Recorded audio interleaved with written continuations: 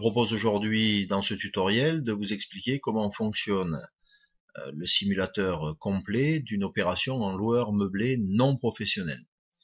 Alors je prendrai un peu plus de temps pour vous expliquer celui-ci compte tenu tout de même de la complexité de ce dispositif, surtout quand on ne le connaît pas bien. Donc ce simulateur se présente de la même façon que le Duflo, que je vous ai déjà présenté si vous l'avez déjà regardé. Donc vous avez dans ce simulateur trois onglets. Un onglet de données qui est en visuel à l'écran, qui va vous permettre de saisir tous les éléments concernant l'opération. Également, c'est le seul onglet sur lequel vous aurez des éléments à saisir, puisque les autres ne sont que des onglets de résultats. Vous avez ensuite un onglet comment ça marche, qui est en fait une synthèse assez rapide et la plus simple qui soit du fonctionnement d'une opération en loueur meublé non professionnel. Et pour terminer, un onglet résultats dans lequel vous allez trouver, de la même façon que dans le Duflo, des résultats un peu plus détaillés avec pas mal de précision sur cette opération. Bien, revenons donc sur l'onglet de saisie des données. Vous remarquez, si vous avez vu le simulateur Duflo, vous remarquez que celui-ci s'articule à peu près de la même façon, donc sous forme d'un parcours à suivre pour être certain de ne rien oublier. Et on va commencer par vous, qui êtes le bailleur dans cette opération. Alors vous remarquez que je demande que vous indiquiez votre taux marginal d'imposition dans ce cartouche.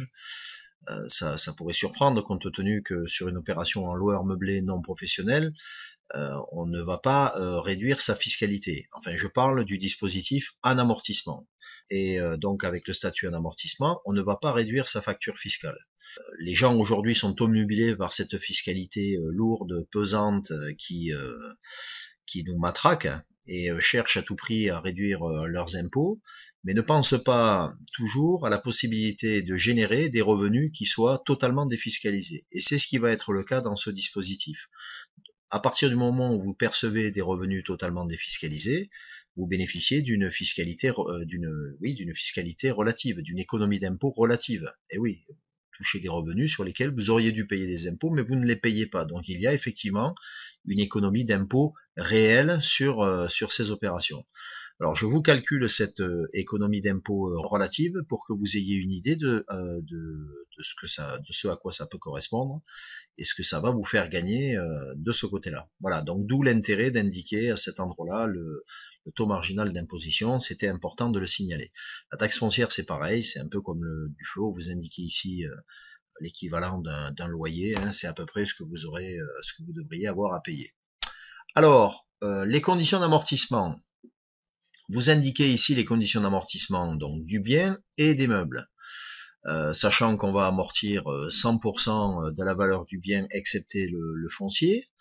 Là, on a sélectionné 25 ans. 25 ans, c'est 4% par an pour l'immobilier. Les meubles, évidemment, comme ils s'usent beaucoup plus vite, on les amortit sur une durée plus courte de 10 ans. Donc 10 ans, 10% pour les meubles. Voilà. Vous pouvez faire évoluer ces paramètres à votre guise, ça ne pose aucun souci.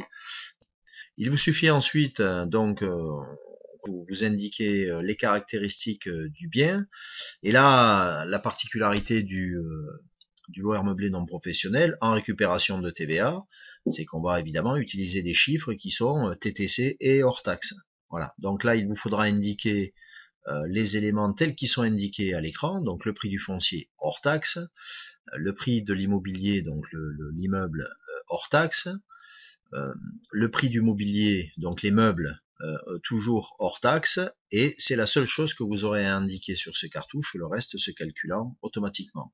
Alors ce qui est intéressant de noter sur ce cartouche, c'est que vous voyez sur la gauche des cases, vous avez écrit sur la première 1 et 3, 1 et 2, 3, 2, qu'est-ce que c'est?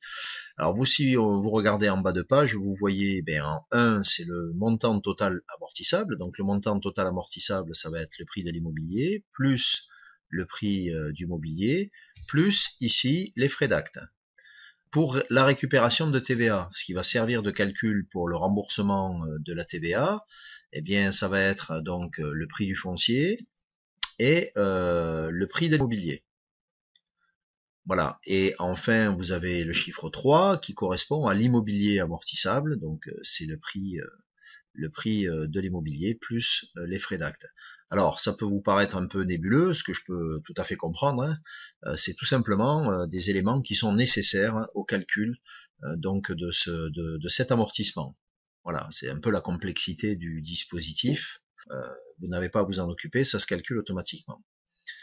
Ensuite, le cartouche financement, donc ben, c'est pareil, hein, donc la banque vous finance, donc vous indiquez la date du prêt plus donc le nombre d'années d'emprunt, le taux, l'assurance d'essai, invalidité, ce qui vous donne la mensualité. Le montant du financement, donc c'est le total de l'investissement de TTC avec les frais d'acte et les frais d'hypothèque. On fait un financement total.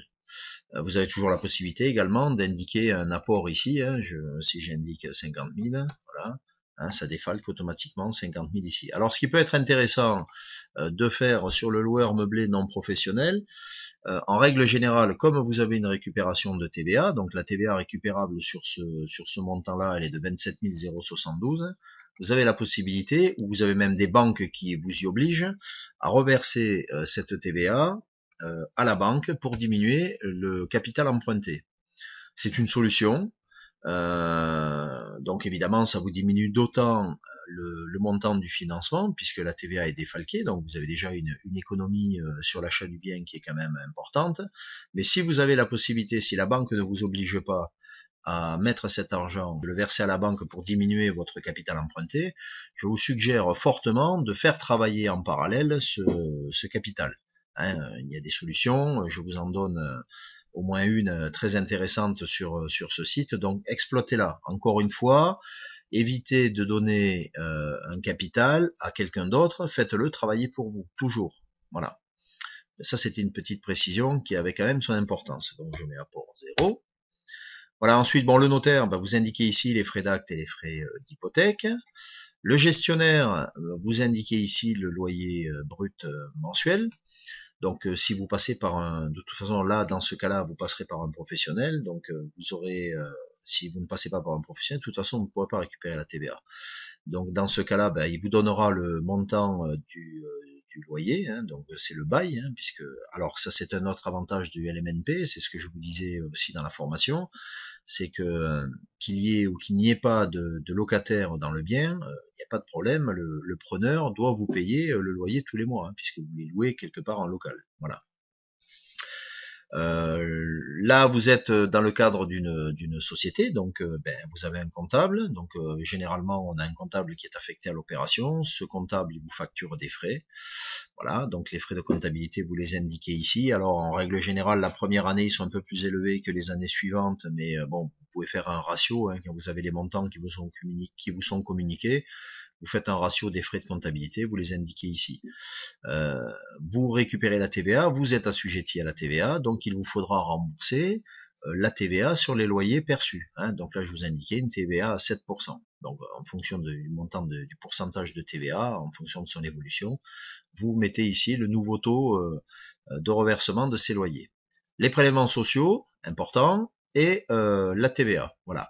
Donc là, vous voyez une TVA qui correspond à 16% du prix d'achat, et non pas 19,6. Pourtant, la TVA était à 19,6, c'est tout simplement puisque vous n'allez pas récupérer la TVA du foncier, hein, puisqu'il n'est pas amortissable. Donc on ne vous la rembourse pas. Donc c'est pour ça qu'on a toujours une TVA qui est inférieure au taux de TVA applicable. Voilà, donc lorsque vous avez rempli ces éléments, et bien maintenant, il suffit d'aller voir les feuillets de résultats.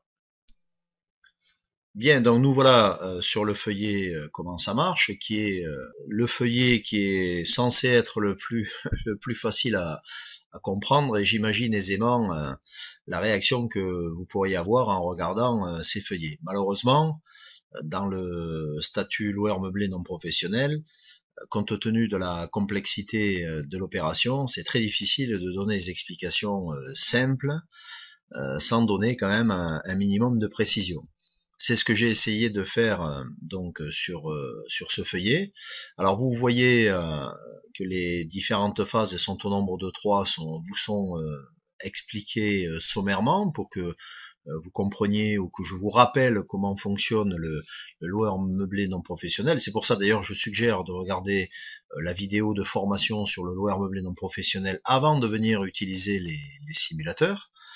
Mais je sais qu'il y en a qui vont s'en passer, qui vont aller directement à l'utilisation du simulateur, donc c'est pour ça que j'ai reporté sur ce feuillet la synthèse des différentes phases. Donc vous avez la synthèse des différentes phases, vous avez ensuite sur la partie droite comment se calcule l'amortissement ou comment remplir sa tirelire, hein, puisque en termes techniques on appelle ça la dotation aux amortissements, ce qui est quand même un peu barbare. Donc je préfère appeler ça la tirelire, ce qui est plus facilement assimilable par tout le monde. Donc là vous avez l'explication et le calcul sur l'exemple dont vous avez fourni les éléments dans l'onglet données. Vous avez le calcul sur cet exemple-là, ce qui est quand même plus simple à assimiler.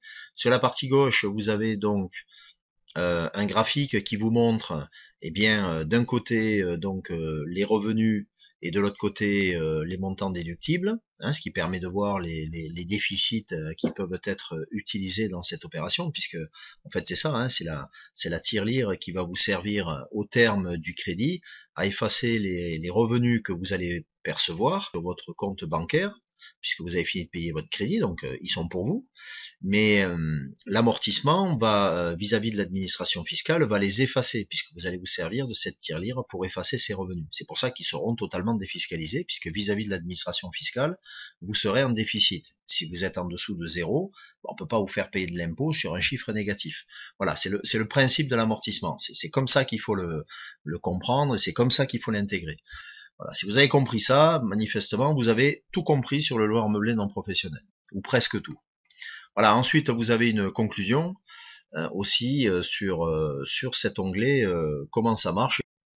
Bien, il nous reste maintenant à voir l'onglet donc résultats, où vous allez avoir le détail chiffré de l'opération. Donc on reprend un petit peu la structure du feuillet résultat sur le simulateur du flow. Donc tout ce qui touche au financement, 2, ce qui touche au coût du bien réel au terme, donc dans ce cas-là à 25 ans. 3, votre retraite. Pourquoi j'ai mis votre retraite? C'est volontaire. Le loueur meublé non professionnel en amortissement est un excellent produit retraite, puisque à terme vous allez toucher des revenus totalement défiscalisés. Aujourd'hui, c'est pas à vous que je vais l'apprendre, compte tenu de l'état de nos retraites. On sait très bien que dans les années à venir, il faudra compter sur la préparation de sa retraite que l'on aura constituée précédemment, plutôt que de compter sur le système par répartition qui commence quand même à se sentir très très mal. Voilà, donc le loueur meublé non professionnel est un excellent produit retraite, hein, puisque vous avez un capital qui finalement vous produit des revenus, et ces revenus sont totalement défiscalisés pendant un certain nombre d'années. Dans cet exemple-là, c'est 17 ans quand même, ce qui n'est pas rien.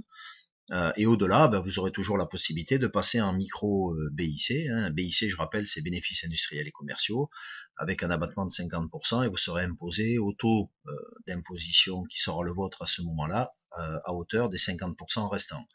Donc c'est un très très bon produit, et il faut l'intégrer comme ça. Il faut y penser. Je pense que dans les années à venir, le loueur meublé non professionnel sera de plus en plus utilisé, puisque les gens commencent à s'y intéresser de près. Voilà, donc ensuite il reste le cartouche fiscalité. Alors ce cartouche fiscalité, il a la particularité de vous montrer une économie d'impôt. C'est ce que je vous disais en commençant ce tutoriel. C'est une économie d'impôt relative, puisque c'est de l'impôt que vous auriez dû payer sur le montant des revenus si vous les aviez perçus sous une autre façon. Donc vous touchez des revenus défiscalisés, mais vous ne payez pas d'impôt dessus, donc vous réalisez effectivement une économie d'impôt. Donc je vous l'ai calculé, c'est simplement pour que vous ayez une idée de ce à quoi ça pourrait correspondre. Et enfin, en bas, vous avez une synthèse globale, hein, qui reprend un petit peu tous ces chiffres. Vous avez également sur l'écran donc le même graphique que celui qui est présenté sur comment ça marche, mais vous avez également un petit graphique supplémentaire qui vous permet de visualiser le nombre d'années du prêt et le nombre d'années sans impôt. J'espère que j'ai été suffisamment précis et j'en ai terminé maintenant sur ce tutoriel. Si vous avez des questions précises, n'hésitez pas à me contacter par l'intermédiaire du formulaire de contact sur le site pour me poser des questions. sur ce statut qui, je reconnais, c'est vrai, il est quand même assez compliqué à comprendre, surtout lorsqu'on le découvre. Merci et à très bientôt pour un autre tutoriel.